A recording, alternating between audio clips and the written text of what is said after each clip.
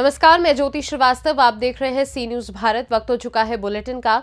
इस बुलेटिन में बात करेंगे गाजीपुर की, जहां बोर्ड परीक्षा केंद्रों का डीएम व पुलिस कप्तान ने किया निरीक्षण। आगे बात होगी जशपुर की, जहां महिला की अर्धनग्न लाश मिलने से क्षेत्र में फैली सनसनी। साथ ही आगे चर्चा होगी रायबरेली की, जहां बछरावा में संदिग्ध परिस्थितियों में 3 दुकानों में लगी आग। इन तमाम खबरों पर करेंगे विस्तार से चर्चा।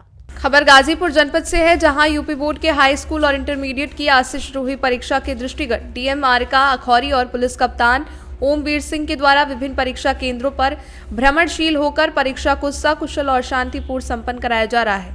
तो वहीं डीएम और एसपी द्वारा नवयुवक स्वामी विवेकानंद इंटर कॉलेज मैनपुर, राजकीय बालिका इंटर कॉलेज मटखन्ना, नारी पंचदेवा, नंद किशोर सिंह इंटर कॉलेज रामपुर मांझा आदि विद्यालयों में हो रही परीक्षा का औचक निरीक्षण किया गया और परीक्षा केंद्र पर परीक्षा ड्यूटी में लगे अधिकारियों को सकुशल और शांतिपूर्ण परीक्षा संपन्न कराने के लिए निर्देशित किया गया। गाजीपुर से सी न्यूज संवाददाता रामू की रिपोर्ट। जशपुर जिले से बड़ी खबर निकलकर सामने आ रही है। यहाँ कोतबा थाना क्षेत्र के पतरा टोली गांव में आज सुबह एक महिला की अर्धनग्न लाश मिली है। इस मामले की प्रारंभिक जांच में मृतका से दुष्कर्म के बाद हत्या करने की आशंका जताई जा रही है। पुलिस ने डॉग स्क्वाड की टीम के साथ मामले की सूक्ष्म जांच शुरू कर दी है, लेकिन अभी तक मृतका की पहचान नहीं हो पाने से इस मामले की गुत्थी सुलझ नहीं पाई है। पतरा टोली गांव में सुबह अटल चौक के पास एक महिला का शव मिलने के बाद वहां सनसनी फैल गई। सूचना के बाद पुलिस टीम ने मौके पर पहुंचकर जांच शुरू कर दी है। कोतबा थाना प्रभारी नारायण साहू ने बताया कि महिला के साथ दुष्कर्म के बाद हत्या की संभावना, पोस्टमार्टम और मृतका की पहचान के बाद पुलिस ने इस मामले की घटना को अंजाम देने वाले अज्ञात आरोपी को गिरफ्तार करने का दावा किया है। सर, बताएंगे क्या घटना थी और इसमें अभी तक के प्रथम दृष्टिया क्या घटना होना प्रतीत हो रहा है? ग्राम पतरा टोली में अज्ञात महिला के शव मिलने की सूचना पर मेरे द्वारा घटना के संबंध में मौका पहुंचकर वरिष्ठ अधिकारियों को अवगत कराया गया। वरिष्ठ अधिकारियों द्वारा FSL team, dog squad, investigation अधिकारियों के साथ मौका भेजने का निर्देश दिए हैं। वरिष्ठ अधिकारियों के निर्देशानुसार कार्रवाई की जाएगी। एफएसएल टीम आएगी, डॉग स्क्वाड आएगा, उसके बाद जो तत्काल इस मामले का खुलासा हो सकता है। जी सर, यहाँ देखने पे प्रथम दृष्टिया किस प्रकार की घटना होना नज़र आ रहा है? प्रथम दृष्टिया लगता है कि शव को कहीं बाहर से लाकर यहाँ पे रखवाया गया है। साक्ष्य छुपाने के दृष्टिकोण से संभावना लगता है, लेकिन इसके बाद जो जांच में जो आएगी वस्तुस्थिति और पीएम की बात जो है वस्तुस्थिति के संबंध में अपन खुलासा किया जा सकता है। धन्यवाद। जशपुर से सी न्यूज संवाददाता दीपक वर्मा की रिपोर्ट। खबर पीलीभीत से है, जहां राष्ट्रीय ग्रामीण आजीविका मिशन के अंतर्गत विकास खंड अमरिया में उपायुक्त स्वतः रोजगार वंदना सिंह, परियोजना अर्थशास्त्री जेसी जोशी और डीएमएम प्रदीप गौतम द्वारा समस्त एनआरएम कैडर समूह सखी, बीसी सखी, विद्युत सखी, बैंक सखी, लखपति दीदी के कार्यों की विस्तृत समीक्षा की गई। समूह सखी के कार्यों को ज्यादा से ज्यादा करने के लिए कहा गया। समूह सखी को यह भी आदेशित किया गया कि समूह सखी ज्यादा से ज्यादा समूह के साथ महिलाओं को जोड़े। बैठक में खंड विकास अधिकारी अमरिया संजय कुमार यादव, सहायक विकास अधिकारी विजय राम समेत कई महिलाएं उपस्थित रहीं। एमए समूह का जो कार्यक्रम चल रहा था, इसके बारे में थोड़ा सा बताइए। ये आज मैं अमरिया ब्लॉक में आई और यहाँ मैंने अपने राष्ट्रीय ग्रामीण आजीविका मिशन के अंतर्गत जो भी योजनाएं संचालित हो रही हैं, इसके अंतर्गत जो हमारा जनपद स्तर पर जो कैडर विकसित हुआ है, उस कैडर की विभिन्न दीदियों को हमने यहाँ पर बुलाया ताकि हम उनसे फेस टू फेस सामने बात कर सकें। इसमें सबसे बड़ी संख्या में यहाँ पर जो आई वो समूह की सखी आई, समूह सखी दीदी लोग आई और उन समूह सखी दीदी से हमने पूछा, उनके रिकॉर्ड्स भी हमने देखे कि समूह की बैठकें कब कब आयोजित कराती हैं, स्टार्टअप फंड मिला उसको वो कैसे उपयोग करती हैं, समूह की और समस्याओं के बारे में हमने जानकारी प्राप्त की। फिर हमने उनसे पूछा कि आरएफ कब दिया जाता है, उसमें से दीदियों ने बहुत सही जवाब दिया।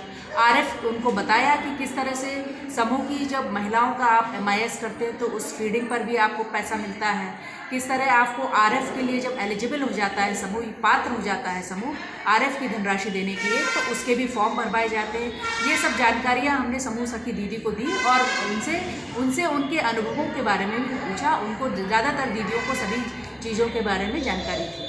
इसके अलावा हमने यहाँ पर जो है बीसी सखी दीदी लोगों को बुलाया। बीसी सखी दीदी यहाँ पर आई और उन्होंने अपने अनुभवों को बताया। बीसी सखी दीदी ने, उनमें से कई दीदियाँ थीं जिनका महीने में 10,000 अनुभव अच्छा रहा। इसके अलावा विद्युत सखी भी 2-3 दीदी आईं और उन्होंने भी उनके बारे में हमने बातें करी। उन्होंने थोड़ी सी समस्याएं अपनी कुछ बताई, जिसके लिए हमने बिजली विभाग के अधिकारियों से भी बात करी। इसके अलावा अन्य कैडर जो हमारे सामने आया वो बैंक सखी कैडर है और बैंक सखी कैडर हमारी योजना का एक बहुत ही महत्वपूर्ण कैडर है। बैंक सखी दीदियाँ जो है वो बैंकों में ही बैठती हैं। बैंकों में समूह के अकाउंट खुलवाना, समूह पे CCL कराना, जो दीदियाँ ऋण लेना चाहती हैं पात्र होने के बाद उन दीदियों की फाइल्स बना के सारा डॉक्यूमेंटेशन करके बैंक में। पीलीभीत से सी न्यूज संवाददाता देव कुमार की रिपोर्ट। खबर उत्तर प्रदेश के रायबरेली से है, जहां बचरावा में संदिग्ध परिस्थितियों में 3 दुकानों में आग लग गई। संदिग्ध परिस्थितियों में साइकिल की 3 दुकानों में आग लग गई, जिससे हजारों का सामान जलकर खाक हो गया। पीड़ित गिरीश गुप्ता के मुताबिक तीनों दुकान में टायर ट्यूब था। बीती रात लगभग 2 बजे के आसपास की आग लगी थी। बचरावा कस्बे के सब्जी मंडी का रहने वाला गिरीश है। सूचना पर पहुंची फायर ब्रिगेड ने भारी मशक्कत के बाद आग पर काबू पाया। वहीं बचरावा कस्बे के ओवरब्रिज के नीचे लालगंज रोड का ये पूरा मामला बताया जा रहा है। कहाँ रहते हैं? बचरावा। कैसे आग लग गई, क्या हुआ बताइए? ये हमको पता नहीं है। 8:30 बजे हम दुकान बढ़ा के चले गए, अभी घर पे हम सोए हुए हैं। और फिर उसके बाद यहाँ उस दिन का फ़ोन आया हमारे मोबाइल में, उसने बताया चाचा तुम्हारी दुकान में आग लग गई। दुकान किस चीज़ की थी? ये साइकिल की दुकान थी, इधर मसाले वसाले की दुकान थी। लगभग कितना नुकसान हुआ होगा? अब इसमें 70-80 हज़ार का तो नुकसान हो ही गया। रायबरेली से सी न्यूज संवाददाता देवराज की रिपोर्ट। खबर रायगढ़ से है, जहां नगर में बने 21 पुलिस क्वार्टर की हालत बहुत दयनीय है। शहर को सुरक्षा देने वाले पुलिस जवानों का क्वार्टर किसी खंडहर से कम नहीं है। घरघोड़ा थाना क्षेत्र का जिम्मा उठाने वाले पूरे नगर को सुरक्षा देने वाला जाबाज पुलिसकर्मी खुद असुरक्षा के घेरे में है। बदहाल क्वार्टरों में रहना इनकी मजबूरी बन गई है। इन मकानों को देखने से ऐसा लगता है कि इनकी छत और दीवार कब भरभरा कर नीचे गिर जाए और कहा नहीं जा सकता। दीवारों में दरारें पड़ चुकी हैं। बावजूद इसके पुलिस क्वार्टर की मरम्मत और ध्यान न देना किसी बड़े हादसे को निमंत्रण दे रहा है। पुलिस कॉलोनी के कई परिवारों की कई समिति नल हैं, जो दिन में 2 बार खुलने से घंटे भर पहले ही पानी के लिए लाइन लगानी पड़ती है। गर्मी के दिनों में यहाँ पानी की पूर्ति के लिए नगर पंचायत पानी का टैंकर भी व्यवस्था नहीं कर पाता। कुछ कर्मचारी इन समस्याओं से परेशान होकर अपने खर्चे पर अपने क्वार्टर का रख रखाव करते हैं। रायगढ़ से सी न्यूज संवाददाता सुनील जोल्हे की रिपोर्ट। फिलहाल के लिए बुलेटिन में बस इतना ही। देश दुनिया की बाकी खबरों को जानने के लिए आप देखते रहिए सी न्यूज भारत।